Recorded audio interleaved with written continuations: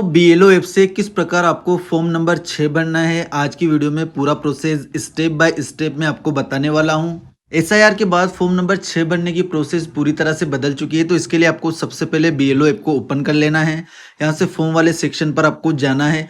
Register as a new electoral दूसरे नंबर पर आपको नजर आ जाएगा, इसी को आपको ओपन करना है। अब देखिए दोस्तों, सबसे पहले आपको यहाँ पर नीचे दिया गया है, यहाँ से आपको सेक्शन सेलेक्ट करना है। जिस सेक्शन में आप मतदाता को जोड़ रहे हैं या उसका परिवार जहाँ पर निवास करता है उस सेक्शन का आपको चुनाव करना है। उसके बाद फिल फॉर्म 6 पर आपको क्लिक करना है। अब देखिए दोस्तों, यहाँ पर एप्लीकेशन का फॉर्म आपके सामने ओपन होगा। न्यू इलेक्ट्रोल को सेलेक्ट करके सेव एंड नेक्स्ट आपको यहाँ से करना है।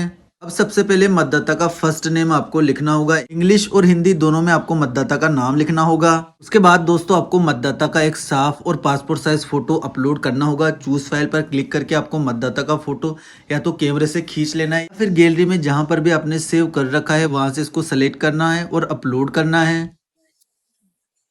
मतदाता का फोटो हमारा यहाँ पर अपलोड हो चुका है। उसके बाद आती है रिलेटिव यानी कि रिश्तेदार की डिटेल। तो सबसे पहले रिलेशन सेलेक्ट करना है। हस्बैंड का यहाँ पर हम रिलेशन डाल रहे हैं, तो हस्बैंड हम यहाँ से सेलेक्ट करेंगे। उसके बाद हस्बैंड का नेम हमें यहाँ पर लिखना होगा। दोनों ही लैंग्वेज में आपको हस्बैंड का नाम लिखना होगा। उसके बाद आ जाते हैं मोबाइल नंबर। मोबाइल नंबर हमें यहाँ पर दर्ज करने हैं। ईमेल आईडी यदि अवेलेबल है तो ईमेल आईडी आपको दर्ज करनी है, वरना आप इसको खाली भी छोड़ सकते हैं। उसके बाद आधार नंबर पर क्लिक करके आधार नंबर हमें यहाँ पर दर्ज करने हैं।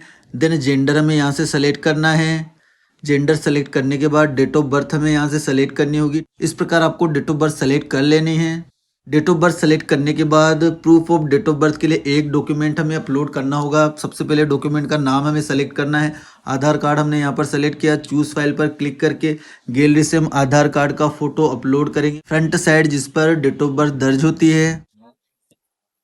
आधार कार्ड हमारा यहाँ पर अपलोड हो चुका है। Then save and next button पर हमें क्लिक करना है। अब देखिए दोस्तों, रेजिडेंस डिटेल्स हमें यहाँ पर भरनी होगी। पूरा एड्रेस हमें यहाँ पर दर्ज करना होगा। उसका परिवार हमारी मतदाता सूची में कौन से मकान नंबर पर जुड़ा हुआ है वो मकान नंबर हमें यहाँ पर लिखना होगा।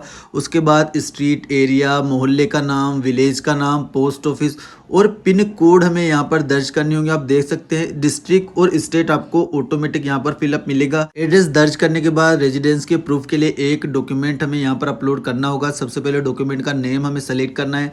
आधार कार्ड हमने सेलेक्ट कर लिया है। उसके बाद चूज फाइल पर क्लिक करके सेम प्रोसेस से हमें आधार कार्ड का पीछे वाला फोटो अपलोड करना होगा जिस पर एड्रेस आता है। गैलरी से हम इसको अपलोड करेंगे। आधार कार्ड भी हमारा यहाँ पर सक्सेसफुली अपलोड हो चुका है। देन हमें सेव एंड नेक्स्ट बटन पर क्लिक करना है। अब देखिए दोस्तों, किसी प्रकार की विकलांगता यदि मतदाता में है तो आपको सेलेक्ट करनी है। उसका परसेंटेज आपको यहाँ पर लिखना है और यदि नहीं है तो सेव एंड नेक्स्ट आपको यहाँ से कर देना है। यहाँ पर उस फैमिली मेंबर की डिटेल हमें दर्ज करनी होगी जिसका नाम पहले से मतदाता सूची में जुड़ा हुआ है। उस फैमिली मेंबर का नाम यहाँ पर लिखना होगा। रिलेशन उससे क्या है, जैसे इसके हस्बैंड की डिटेल हम डालेंगे। फिर उसके इपिक नंबर हमें यहाँ पर दर्ज करने होंगे। Then save and next button पर हमें क्लिक करना है। दोस्तों, ये पेज एसआईआर के बाद नया ऐड किया गया है। यहाँ पर माता और पिता के इपिक नंबर और उनका नाम पूछा जाता है। इपिक नंबर अवेलेबल है तो आप लिख सकते हैं, नहीं है तो आप इसको ब्लैंक भी छोड़ सकते हैं। तो सिंपली हम यहाँ पर पिता और माता का नाम लिखेंगे। यहाँ पर फादर्स का नेम, यहाँ पर मदर्स का नेम। उसके बाद 2002 की डिटेल्स यहाँ पर आ जाती है। ये नेसेसरी रूप से आपको भरनी होगी। इसके बिना नाम नहीं जुड़ पाएगा। यदि माता पिता या दादा दादी किसी की भी डिटेल आप नहीं देते हैं तो आपका नाम नहीं जुड़ेगा। तो इस मतदाता के पिता की डिटेल हम यहाँ पर ऐड करेंगे। तो प्रोगेनी वाला ऑप्शन हमने सेलेक्ट कर लिया है। अब ऐड रिलेटिव डिटेल्स पर क्लिक करके हम इसके पिताजी की डिटेल ऐड करेंगे। सबसे पहले स्टेट हम यहाँ से सेलेक्ट करेंगे। उसके बाद डिस्ट्रिक्ट हमें यहाँ से सेलेक्ट करनी है। फिर उसके बाद विधानसभा, पार्ट नंबर और पार्ट नंबर में सीरियल नंबर, सारी डिटेल्स फिलअप करके सर्च डिटेल पर हमें क्लिक करना है। देखिए दोस्तों, जैसे हमने सर्च डिटेल पर क्लिक किया है, डिटेल फिलअप करने के बाद इसके पिताजी की पूरी डिटेल हमारे सामने आ चुकी है। Name, district, account number, part number.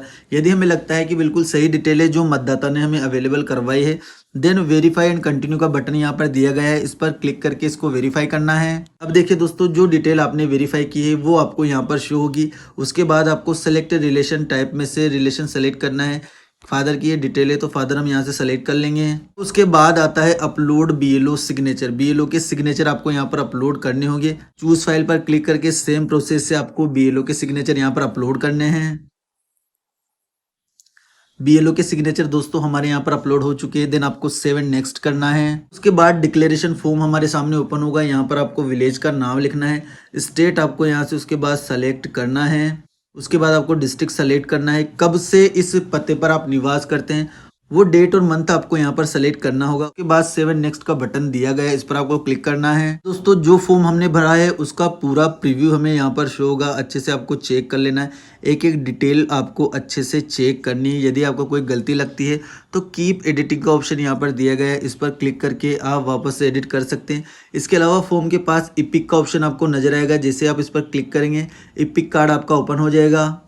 इस प्रकार इपिक कार्ड आपका ओपन हो जाएगा। तो बेहतर यह है कि आप इपिक कार्ड को अच्छे से एक बार चेक कर ले।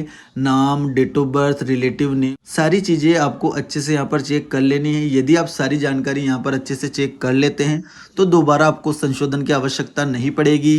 यदि आपको लगता है कि सभी डिटेल्स सही है, सारी जानकारी आपने अच्छे से चेक कर ली है, देन आपको सबमिट का बटन नीचे दिया गया है, इस पर क्लिक करना है। आपका फॉर्म नंबर 6 सक्सेसफुली प्रोसेस हो चुका है। इसके बाद आपको इसको बीएलओ ऐप से वेरीफाई करना है और इस मतदाता का नाम जुड़ जाएगा। तो दोस्तों ये थी फॉर्म नंबर 6 बनने की पूरी प्रोसेस, जो स्टेप बाय स्टेप मैंने आपको बताने का प्रयास किया है। वीडियो अगर आपको यूजफुल लगी हो तो वीडियो को लाइक करके चैनल को सब्सक्राइब जरूर कर देना। Thank you.